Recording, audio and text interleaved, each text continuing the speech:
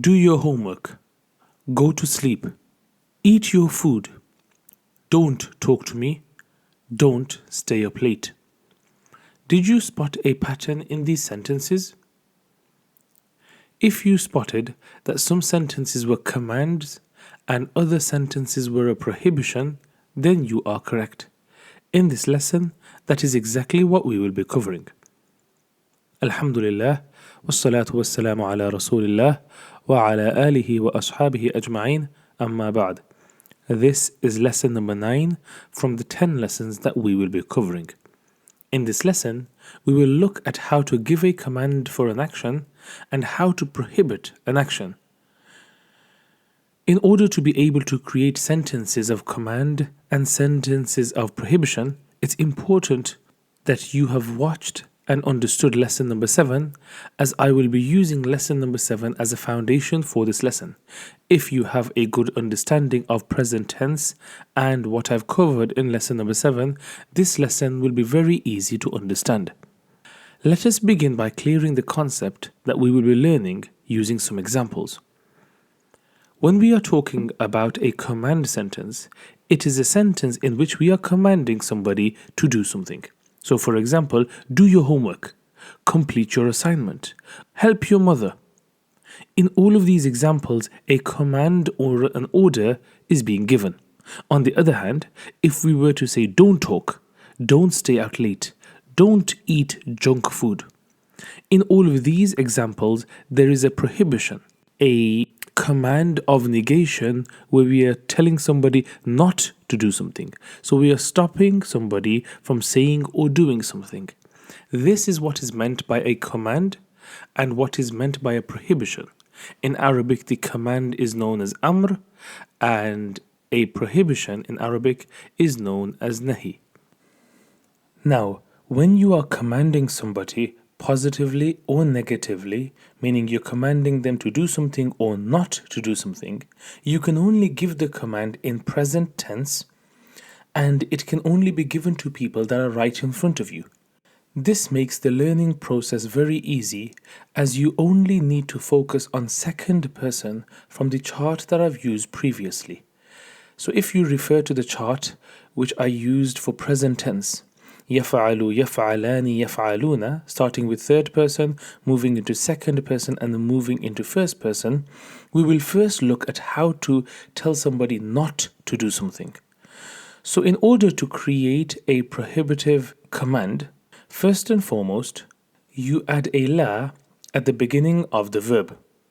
Secondly, at the end of the verb, you either make it a jazm or take the ending sounds off, meaning the suffix off.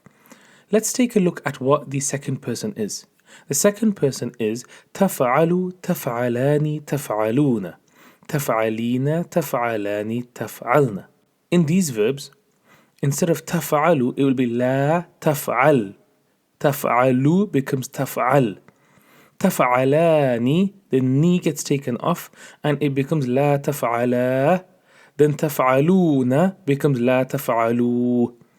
تفعلين becomes لا تفعلي. تفعلان becomes لا تفعلا. And تفعلن stays exactly the same. You just add لا before it. لا تفعلن. All of them translate to you don't do, don't do, don't do, meaning you're talking to one, two, or plural male, or one, two, or plural female, where you are telling them don't do whatever it is. This is the same with any verb you take. So if you get the verb to open and you go fataha yaftahu, you look at second person, which is taftahu, taftahani, taftahuna, and you just put a la before them, and the endings either make them jazm or take the ending sound off. So it would become لا تفتح لا تفتحا لا تفتحوا لا تفتحي لا تفتحا لا تفتحنا, and so forth. In this manner, you would be creating verbs where it means don't open, don't help, don't eat, don't, whatever the verb is. Now, to create the command form, it is very similar. You look at second person again, but this time you are commanding them to do something. So, how do you create the command form? Let's go back to يفعل يفعلان chart and use that. If we focus on second person, which is تفعل تفعلان تفعلون, to make the command form, first and foremost, you take the ta prefix off every single verb. So تفعل تفعلان تفعلون, you take the ta off because the original letters are فعل يفعل. It is originated from the letters fa, ain and lam.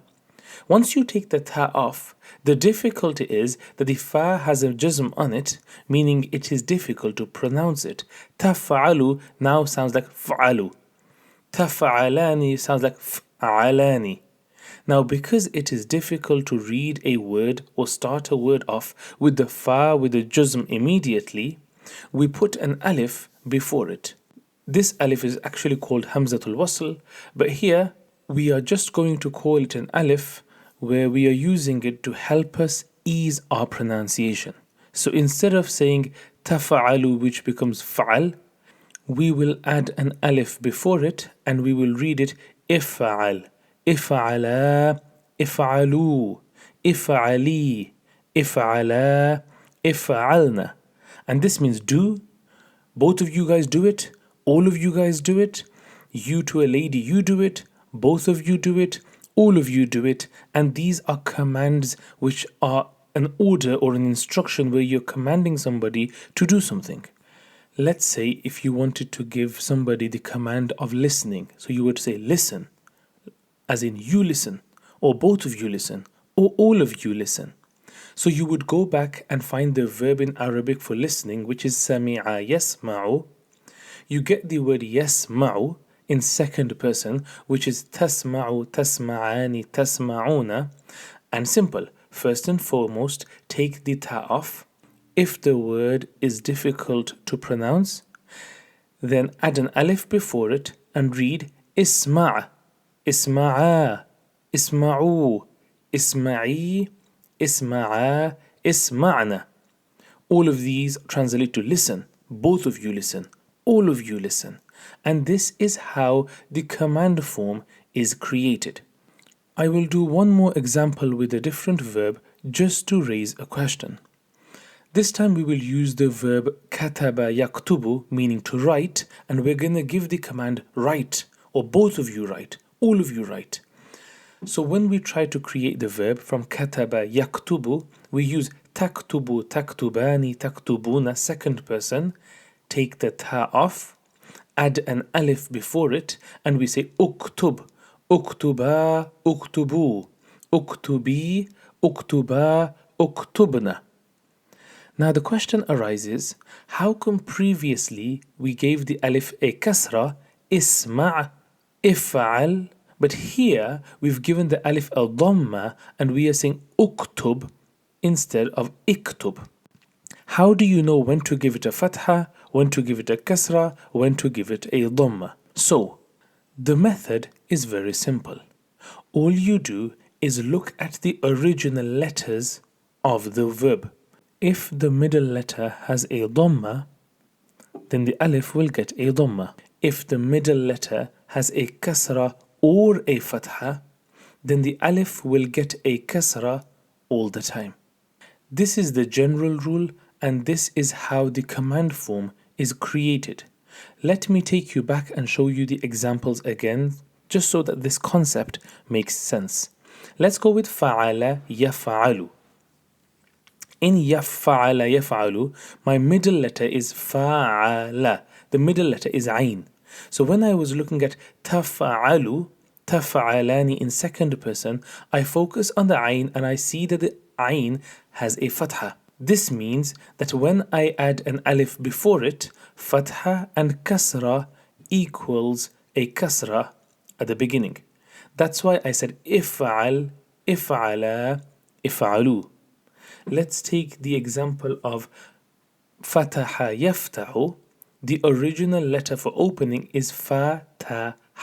The middle letter is ta. In second person, it's taftahu, taftahani, تفتحون. Because the ta has a fatha, this means that when I add an alif at the beginning, the alif will get a kasra.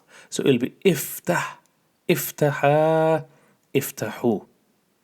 But when I use the verb kataba yaktubu for writing, the second letter from kataba is the ta. When I focus on second person, you will see it is taktubu, taktubani, taktubuna. The ta has a dhamma every time.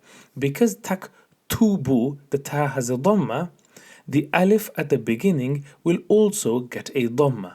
So when I add an alif at the beginning, it won't be e or a, it's going to be uktub, uktuba, uktubu, so that it is copying the dhamma that is in the second letter in the root letters. I will go through some examples from the Quran just so this concept makes a bit more sense. In the Quran, in Surah Taha, ayah number 24, Allah subhanahu wa ta'ala says, اذهب إلى فرعون إنه طغى. So here when Allah says اذهب, this is the command form. Now why does the alif have a kasra beneath it? Because originally the word is ذهب يذهب. In second person it's تذهب, تذهبان, تذهبون. Now تذهب, the ta has been dropped off and an alif has been added for ease of pronunciation, and because tadha, the ha, which is the middle letter, has a fatha, we know that fatha and kasra means that the first letter will get a kasra every time. This is why it's idhab, not adhab or udhab. Allah subhanahu wa ta'ala says in Surah Yusuf, ayah 93, اذهبوا بقميصي هذا فألقوه على وجه أبي يأتي بصيرا. So the ayah starts with اذهبوا بقميصي. Now here the focus is on the word اذهبوا. اذهبوا is the plural format of all of you guys go. As a command, all of you go. اذهبوا بقميصي. Go with my shirt. Now this has been created from the original verb تذهبون.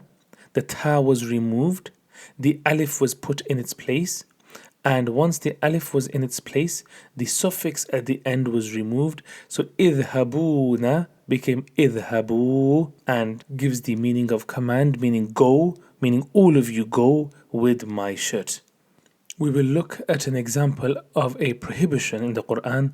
In Surah Fussilat, ayah 26, Allah subhanahu wa ta'ala says, وَقَالَ الَّذِينَ كَفَرُوا لَا تَسْمَعُوا لِهَذَا الْقُرْآنِ.